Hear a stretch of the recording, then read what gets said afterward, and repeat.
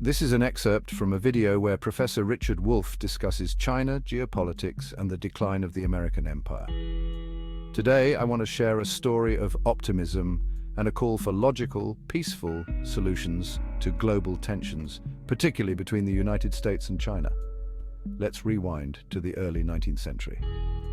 The British Empire, once the world's dominant power, fought and lost two wars against an emerging United States: the American Revolutionary War in 1776 and the War of 1812. After these defeats, Britain realized they couldn't conquer the US militarily, so they shifted strategies. Instead of endless conflict, they pursued diplomacy.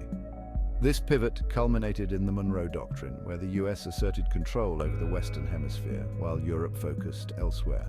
This arrangement allowed both powers to grow without further clashes. Fast forward to today. Could the US and China find a similar path? Both nations share striking similarities. In the US, private capital drives economic decisions, while in China, the state plays that role. Different in form, but fundamentally parallel. These commonalities could be the foundation for cooperation. Now let's talk about the elephant in the room: nuclear war.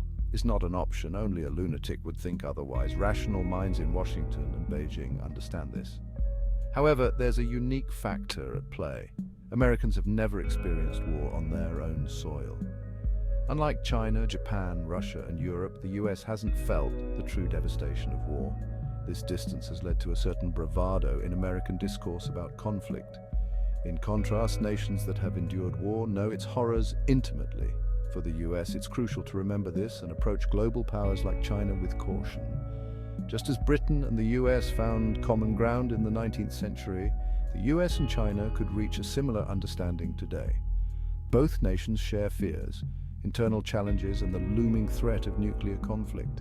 These pressures should drive them toward cooperation, not confrontation. Ultimately, it's about pragmatism. The ideologies each country advocates, whether capitalist or socialist, are merely rationalizations for their systems. Both face similar challenges and have much more to gain from collaboration than from escalating tensions.